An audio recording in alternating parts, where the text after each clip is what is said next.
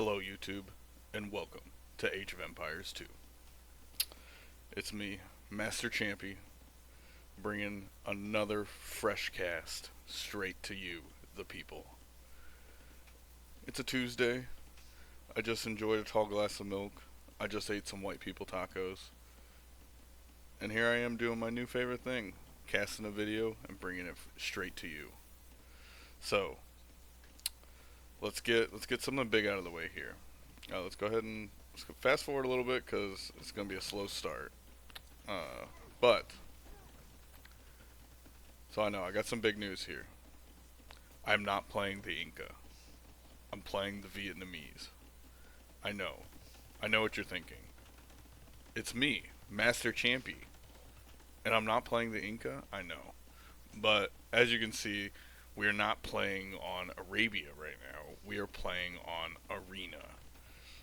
So anybody who plays Age of Empires is familiar with this map, I'm sure. But in case we got any newer players listening, or maybe you haven't played before, so this map is Arena. You start with a wall protecting you, and a stone wall at that. So these are very difficult to break right now. I mean, borderline impossible to break. And even if you wanted to break it in feudal age, I could just run up and build a wall. I could just build another wall, and it wouldn't be like you. The walls kind of prevent early aggression. So the walls kind of prevent early aggression. They force you into more of like a booming economy playstyle. So as you can see, I haven't built a barracks yet, but I've built the market and the blacksmith. So to go up to the next age, you need two buildings from the area you're currently in. Market is really nice me and my opponent are both going for a fast castle strategy here, which revolves around trying to get to castle age as quickly as possible. So ideally, you can build more town centers, which means you can build more villagers, which means you get a more powerful economy, and then with a more powerful economy, you can make more military units than the other guy, and then you win the game, right? Market is an important tool because it allows you to sell resources, right? So I could sell food or wood for gold, and then I could buy any resource with gold. Right? You start with enough stone to make two town centers, and there's even strategies where you sell your starting stone to be able to get up to castle age quicker. I'm not doing that because I plan on using that stone, and I'm not that pro gamer that I'm using strategies like that. So we're not going to do that. But so the market allows us to balance our economy. That's why the market is an important building. Blacksmith gets us upgrades. So my opponent is up to castle a little bit quicker than me. We're getting our economy techs, right? You can get technologies that make your wood villagers gather faster, as well as so we build these farms for wood. You can upgrade the farms so that you get more food out of them, so that they last longer. You can see like how much food is left on this farm here. 216. This one has 217. This one only has 100, right? So when we get these techs, it makes it so our farms start with more food so they last longer. So it improves the ratio that we convert wood into food. That's why that's important. So I've just hit Castle Age. My opponent hit Castle Age before me, but he has not built a town center yet. So my opponent is playing the Lithuanians. Shout out to my opponent, June, at 890 elo. I'm at 896. So June is playing the Lithuanians. The Lithuanians are a cavalry civ that get bonuses. You can see here each relic that the Lithuanians collect, it gives their knights +1 attack, and their ladies, which is a unique knight that they can build at their castle. But so as you can see here, these are the relics down here. So there's 1, 2, 3, 4, 5 on the map. Right? See, his monk is going up there to collect that. So what's going to happen here? So the Lithuanians want the monks, right? So my opponent's strategy here is to go for the monk, go for the relics, and then transition into more town centers later on. I've decided to just give up the relics. I'm not even going to contest them. I'm not going to fight them because I'm going to focus on more of a boom. Right. So my opponent has yet to build a single town center. I've already completed one. I've already completed my second, and I'm now building my third. So I'm building houses. So I'm still. My opponent has built a little bit more not economy because he built the monks and he's built these spearmen and scouts. But so the other important thing here about the relics, the other reason the relics are important is that the relics give you each relic you collect gives you a small trickle of gold, which is very important in the late game. Because right now, like these resources out on the map, like we got two gold piles here, two stones here, and then on my side of the map, we pretty much have the same thing but mirrored, right? So I have two stones and two golds. These are mine. The 1, 2, 3, 4. These four here are mine per se. These four are his, right? We're calling them his resources. Uh, so, but the stone and the gold, right? Stone builds castles. Gold builds all of your important military units, all of your heavy cavalry, your heavy archers, your in my case fire lancers, which we'll get to here in a minute. As you can see, I'm starting to build them. So my game plan here is boom up my economy as hard as I possibly can, and then as the Vietnamese, one of the strongest compositions that you can go for is the combination of fire lancers and imperial skirmishers. All right, so as Vietnamese, we get a special upgrade to our skirmishers. Normally, you unlock skirmishers in the feudal age, then you can get an elite skirmisher upgrade in castle age, and that's it. As the Vietnamese, we have the imperial skirmisher, which is Imperial Age upgrade. It's not that much stronger, but it gives us one extra attack and a little bit of extra pierce armor, which makes them extremely good in the late game. They will beat almost any other civilization's skirmishers. And the Lithuanians have good skirmishers. They have a technology that gives their skirmishers +2 pierce armor. Even with that, we're still going to hit harder than them, and we're still going to beat them one-on-one. So that's the game plan here. The game plan is to go Fire Lancers and Imperial Skirmishers, and then try to take control of the map. If we can take control of the map, that lets us harvest these resources. That'll put us in a better position, and then we'll be able to push. So we move out here, lose a Fire Lancer to a Monk, which is not ideal, let's say. So not a great first trade of the game for us. So we have built up a strong villager lead at this moment. We are 67 to 48 villagers. We've even added on a 4th town center. But we still haven't invested in a lot of military. I've just got 1 barracks, 2 archery ranges. Let's see what my opponent has invested in. He has just built 1 barracks, 1 stable, and his monastery. But he has gathered all 5 relics. So I gave up on the relics to focus on my economy at home. We'll see how this plays out, whether or not this is a good idea for me or not, but it was my strategy. So he has the relics. We're both booming up through Castle Age. We're getting our economy upgrades. I'm gonna go ahead and fast forward this a little bit here. Oh my god, that's so loud. I gotta turn the villager sounds down a little bit.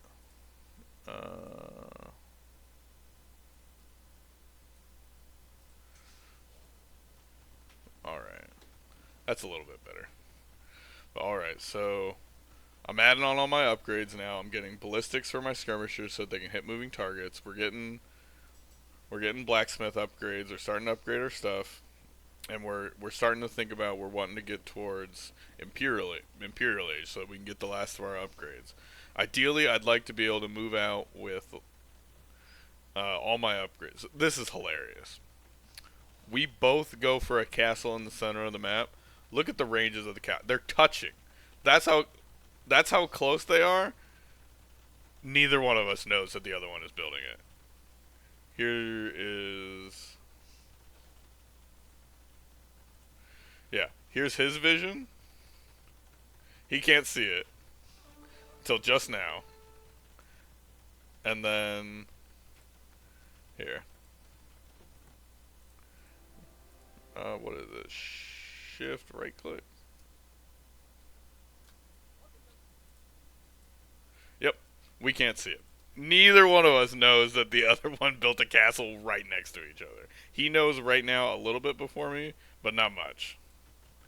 So I personally just find that hilarious. Great minds think alike, I guess. So we're starting to move toward. He's clicked up to Imperial. I won't be far behind him. I'm getting murder holes, which lets so you can see that little circle went away here. Before you unlock murder holes, you can't attack enemies in that circle. So I go ahead and get that just to make sure I'm defensible. I liked what I did in this game here with my archery ranges. I built them as like a secondary wall here, just so that if he wanted to try to attack me through here, it would take him a little bit longer. He'd have to like break through. Uh, and so I liked what I did there. So I was happy with that. He just hit Imperial Age. We're a minute and a half behind. He's researching his unique techs.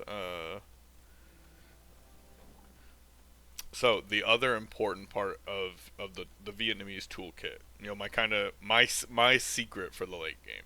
My secret for the late game is a combination of two factors, right? I get the Imperial Skirmisher, which means I get some of, if not the best skirmishers in the game, combined with, as soon as I hit Imperial Age, I will unlock the ability to research a unique technology from my castle, which will make it so that all of my lumberjacks, all 27 of my lumberjacks, it makes it so that they generate a small trickle of gold. So it's kind of like I have my own relics in a way. And I don't even need them. And I don't even need to go fight and capture for them. So as you can see here, we're about to hit Imperial. We immediately queue up that technology. Paper money. So this is going to give us extra gold. So I mean that's pretty much my whole game plan here. We've hit Imperial Age. The game plan now is get all the upgrades for all of the units that we're going to use. See, right, my opponent's queuing up all these upgrades. So that is the plan. Get all the upgrades for all the units, and then let's start fighting it out. So we're getting close here. I go for a castle here. I just found out about this castle. I did not know this castle existed until right now, until I walked a bunch of villagers under. So with that being said, we've got a small villager lead at this moment, but the resources collected are neck and neck. It's I've collected 32 to his 31, but in the grand scheme of things, that's not a lot. This is still a very neck and neck game at this moment. We're both sitting on a lot of resources. We're both sitting on a lot of gold, a lot of stone. I go for a second castle here to secure this stone, which will let me think of it like an investment, right? So castle costs 650 stone. Building this castle here for 650 stone will allow me to secure this stone, which is 350 times 3, so that's 1,050. So if I'm able to build this castle and then collect all of this stone, even if I lose this castle later, that's a 400 stone profit. That's why castles on the map are important, especially in arena. You want to use your castles. There's kind of like two philosophies with the castles. You can try to, if you're gonna, I guess there's three. If you're gonna be building your civilization's unique unit from your castle, you would probably want to build them more defensively at home, just so that you're not risking your production building. Because if this is your only production building to build your unique unit, and your opponent is able to push you and destroy your castle, then you're kind of screwed. You'd rather have your castle back home, like maybe somewhere around here or here, defending your resources and safe from attack. Right, so I just Elite Fire Lancer just came in, so I've upgraded my Fire Lancers. I've got my Fire Lancers are just missing the final Blacksmith upgrade. My Skirmishers, I believe, are fully upgraded except for I have forgotten Chemistry. I can't remember if I remember to get Chemistry this game. Chemistry unlocks gunpowder units, but also gives all ranged units +1 attack. I think I do build it later, but I kind of forget. So we got our first major engagement, right? So my 3 trebs here, we're sieging down. My Fire Lancers are going in. Imperial Skirmishers to support.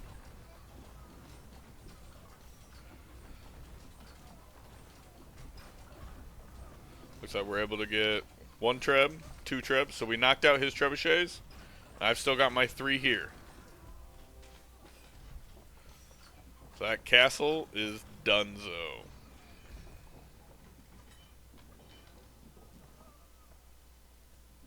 So I'm feeling pretty good. It was a good start. He's moving out some to try to get this gold. He's taking this gold here. So, skirmishers, for anybody who doesn't know, skirmishers are in Age of Empires what is called a trash unit. A trash unit is not trash, right, per se. It's not. We don't call them trash because they're garbage. We call them trash because they don't cost gold. In the late game, once you reach Imperial and you start to get to the point where there's only 2 gold piles on the map, we're not quite there yet. We still got a little bit of gold at home, but this one's almost mined out. But here in about 10 minutes, this is going to be the only gold left on the map. So when you get to that point, when you get to the point where the only gold left is relic gold, and it might, which he controls. He has all 5 relics. So when you get to the point where the only gold left in the game is relic gold, and in my case, as the Vietnamese, my unique technology, paper money.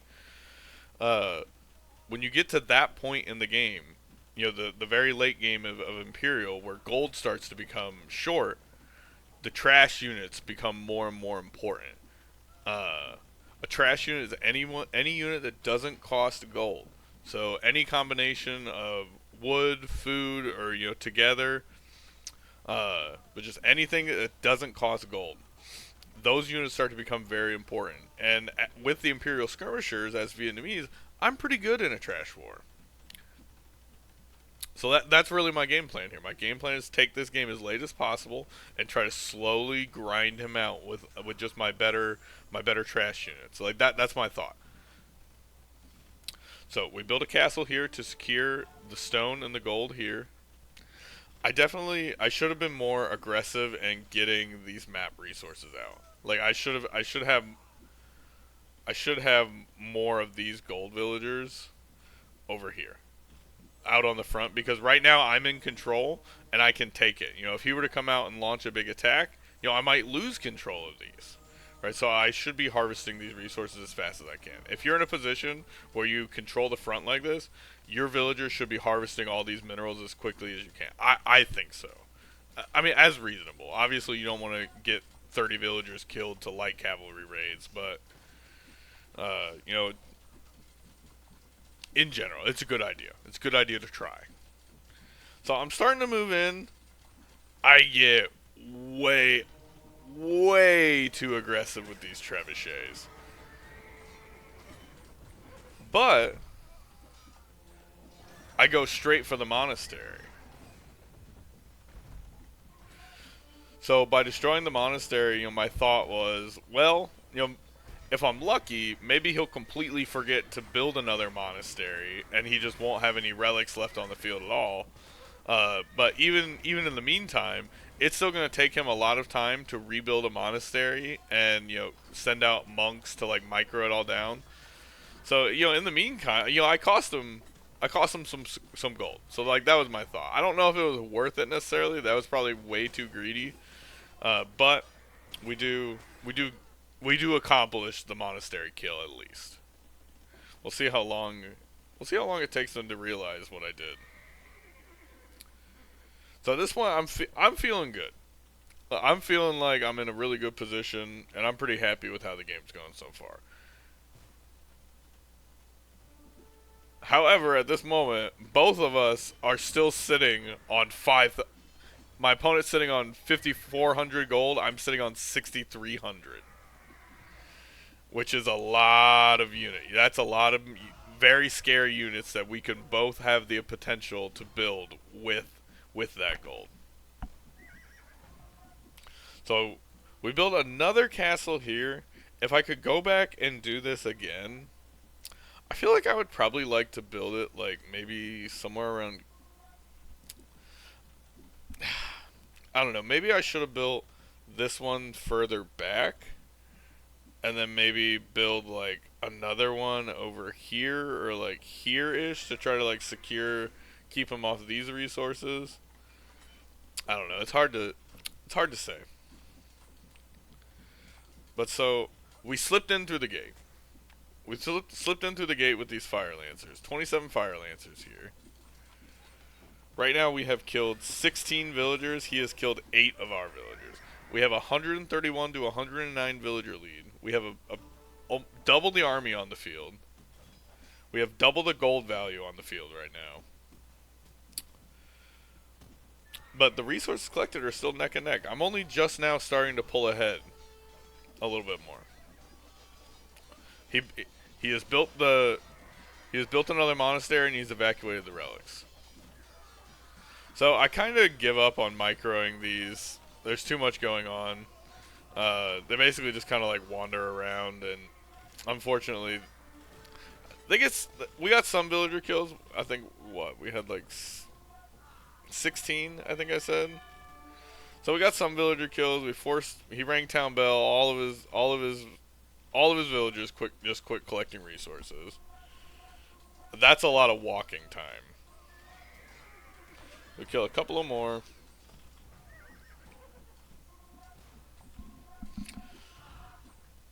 Alright, so we're sending 5 trebuchets in here right now. Look at my resources in the bank. I've got 7,600 gold.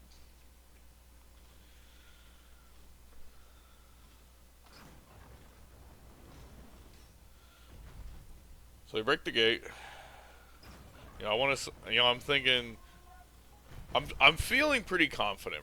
Like, as of right now in this moment in the game, like, I'm feeling good. I feel like we've got it in the bag.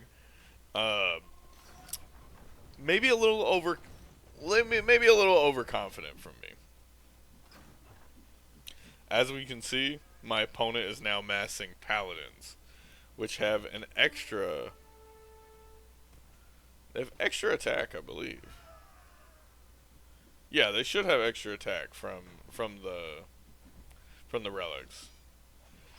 These knights shred my skirmishers, like they cut through them like a hot knife through butter.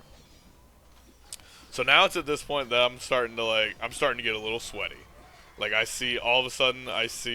haven't seen a ton of military from my opponent all game. All of a sudden I see a bunch of paladins and a bunch of hand cannons. So hand cannons, these are very, very good against infantry. They have a bonus against infantry. They deal extra damage against infantry. They die to skirmishers. Like, they might. The hand cannons cost. So, the important things to note right now is hand cannons and these paladins both cost a lot of gold. So, we're pulling back the trebs.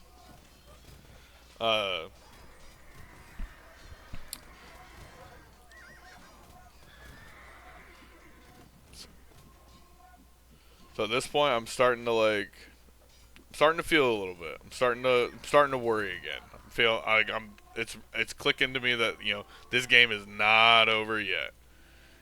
He's about to knock this castle down. I'm trying to repair it, but that's going to be a waste of time. I pick off this cannon here.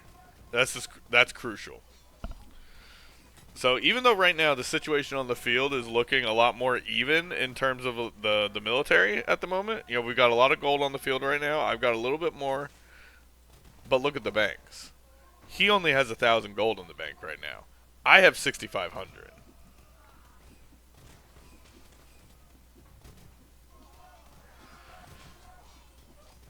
So unfortunately, I wish I had been able to like micro these skirmishers a little bit. I wish I'd been able to like take a group of them, walk them closer to here, and have them be focusing fire. Because all the javelins that they're throwing at the paladins are tickling them. They're dealing. So paladin has 180 health, 7 pierce armor. My skirmishers deal 8 damage. So yeah, so my skirmishers deal 1 damage to a paladin. And the paladin has 180 health, which means it takes 180 javelins. It takes 180 hits from my skirmishers to kill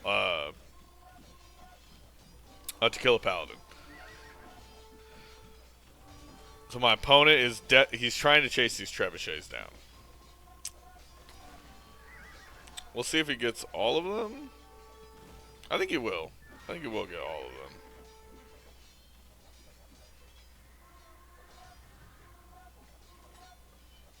No, he won't. Ha! The trebuchet lives.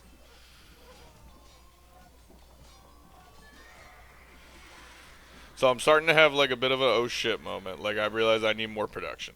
I need a lot more production. We throw down another five archery ranges here. Got these villagers up here. Throwing down even more. So many archery ranges. 'Cause I just want to drown him in skirmishers.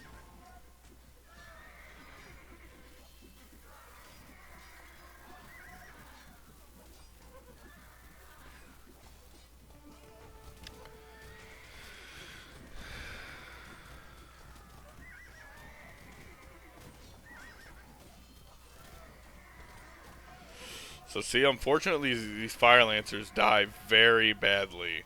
These hand cannons shred. They just cut through those fire lancers like they're nothing. But an interesting, while I'm thinking about the skirmisher attack number, so just to give you a little bit of perspective, like why the Imperial Age skirmisher is so important, even though it only gives one extra attack. See these hussars? The hussar has 6 armor. My skirmisher does 8 damage. If I didn't have Imperial skirmisher, my skirmishers would only deal 7.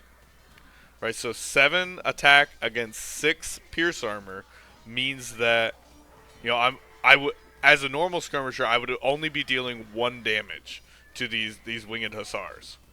Because I have the Imperial Age skirmisher and they get that 1 extra attack, we go from 8. Now we have 8 attack. So 8 attack attacking 6 armor means that every time we're dealing 2 damage. Going from 1 to 2 is doubling our damage. So even though that it's only one attack, that 1 attack is doubling our damage against the hussars. And in long fights like this, that matters. It adds up. It makes the skirmishers just that little bit better in trash wars and a little bit better able to support whatever your frontline unit is. So we're still building Fire Lancer. We've built pretty much nothing. I don't think we've built any military unit except for Fire Lancers, Imperial Skirmishers, and Trebuchets. That's all we've built this game. So he was able to break this castle over here. He's sieging down my production here. He's trying to build another castle here. So the front line right now is just a slugging match.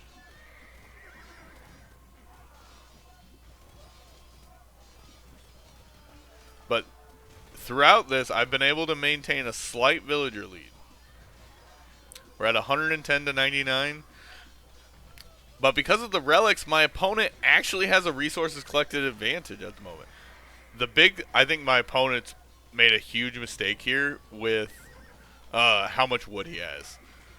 I'm spending my wood fairly effectively at the moment. I'm spending every resource except for gold, like a lot. I'm saving onto the gold because I don't know exactly what the position of the game is. See, he's got three cannons here sieging this castle down. This castle is gonna go down here soon. So Uh, I'm kind of holding on to the gold a little bit because I don't have a I feel like I'm doing okay, but I don't feel like I'm slam dunk winning this game. Like I don't at this point I feel like this game could go on for 10 more minutes or it could go on for 2 more hours. I don't know. I just really don't. So I'm trying to save the gold for like either when I can sense that the time is right and I want to be push I want to get like a big fire lancer push together. I do get one. I dive my skirmishers forward and I get one bombard cannon. So I'm saving the gold because the gold is the most valuable resource. Because I'm doing okay right now. I've switched from fire lancers to halberdier. Halberdier, it's the spear unit from the barracks. It's the infantry trash unit. It is only good against horsies. Anything that is not a horsey or an elephant, a halberdier is practically worthless against. But thankfully, my opponent is only building horsies and hand cannons. And so I switch into the halberdier just because I don't want to keep throwing fire lancers endlessly into just die against the hand cannons when the halberdier does basically the same job for a lot cheaper. Halberdier costs no gold, only food and wood. So I'm on basically a pure trash composition right now. I'm exclusively at the moment making imperial skirmishers and halberdiers and trebuchets. I've got 3 trebuchets here. I don't know what I'm waiting for, but I have 3 trebuchets here. My opponent actually has the resources collected advantage at the moment somehow, but I've started making villagers again. I'm back up to one. I'm up to 129 now. Oh, I think yeah, this is big. So my opponent here, he's charging in all these hussars. He should be able to get this easy peasy. All he needed to do was move right click right here on where my mouse is, and then once his units get there, if they're on aggressive stance, they'll just immediately start attacking the closest unit, which would be the trebs. But my opponent has right clicked on one of my trebuchets. So watch how this plays out. Instead of instead of spreading out and attacking these units here, they're gonna laser focus on this one single treb right here, completely ignoring these two. They're fighting spears. They're getting pelted by the castles. He finally comes back, but again, he's completely ignoring this treb. He easily could have gotten all three trebs there, but he makes a fatal micro mistake and he's not able to get it. So I kind of forget about this treb, but we've got one treb finally has set up shop and he's starting the siege. So he's clearing up all my production over here, but look at over here. I have built. So I've got 5 over here. So what? 24. I built a casual 19 archery ranges over here, and I've got. So right now I have 23 archery ranges and 15 barracks to just spam halberdiers out of. My opponent only has 15 stables. I thought that was going to be a smaller number. 15 is actually a pretty decent amount of stable. I thought that was going to be smaller. But honestly though, with the fact that he's building only cavalry, like yeah, he probably should be trying to build more stables. He probably should be trying to push towards 20, 30 stables. Cuz look, he's sitting on a lot of gold. He's sitting on a lot of food at the moment. He could be building all of his wood villagers could probably switch over to food. Uh and he'd be good on wood for the rest of the game. So we pick off. This is crucial here. We pick off those 2 cannons. Cannons are very expensive. He lost a lot of hand cannons there, and so now the tide is shifting. Look, we got 131 villagers to 97, but 63 army to 16. It's starting to take a toll. I'm waiting on I have trebuchets queued, but I'm at max population, so they can't build yet. I gotta wait for some of my units to die. So yes, we finally enough units died that this one was able to start production. So look, he's selling gold. He sold all of that food. He just sold almost 10,000 food for gold. Or I'm sorry, 10,000 wood for gold because he's desperate for it. He needs it. And that in these late game situations is you don't want to be selling your wood because wood converts into food at a very good rate. A farm costs 75. A farm costs 75 wood. As you can see here, I don't know what the farms start with max upgrades. Somewhere around the 400 mark, maybe a little bit higher. But see, we have 487 food here, so we can turn 75 wood into 500 or more wood or food. So we can turn 75 wood into 500 plus food, which is why you don't want to sell your wood in the late game. He should be taking basically all of his villagers off of wood at this moment. He probably should have taken almost all of his villagers off wood a long time ago, and these should be all on farms right now. These should all 30. He should have like 90 farmers. He should have like 85 farmers, and then like maybe 5 to 10 on wood, and that would be able to sustain all of those farmers. Maybe you need a little bit more wood. I'm not sure exactly what the numbers are on that. So let's go ahead and get back into it. We've built another trebuchet. So in situations like this where I have the military and economy advantage, I want to be trading. I want to constantly be fighting. I don't want to give him a breather. I don't want to give him the ability to catch up. So he died. He wants this trebuchet bad. They're all trying to get to it.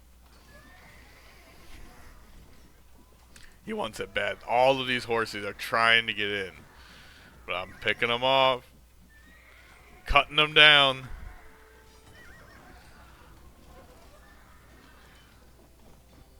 Maybe 2 more treb hits. Maybe 1 more? But look. 1 more. 1 more treb hit.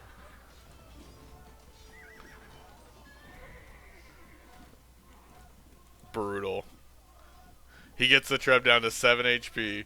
He's finally able to come get it. But not before it breaks the castle down.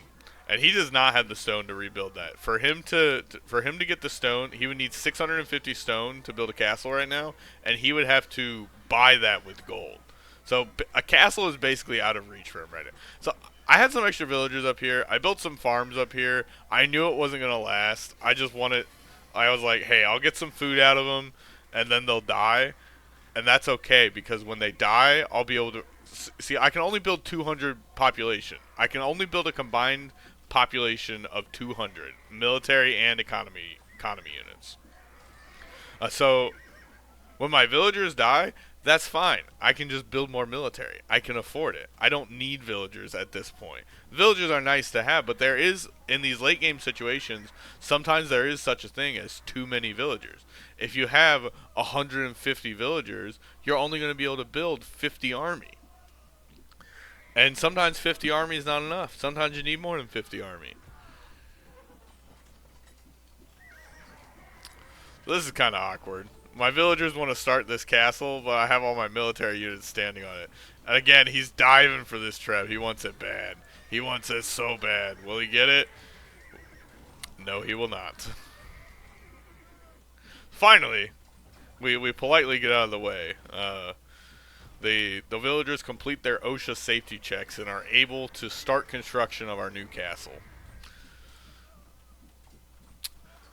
But at this point, 73 military to 11. We're killing his military faster than he can make it at this point. And unfortunately, he's streaming these units one by one to just die. I don't know where he has the rally point set right now. Clearly it's over there. But these units are just walking into die. They're just dying for free.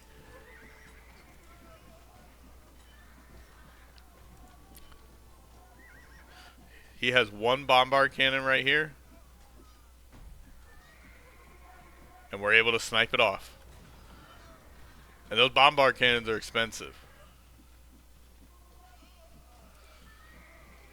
Yeah, we're working on that castle. It's almost there.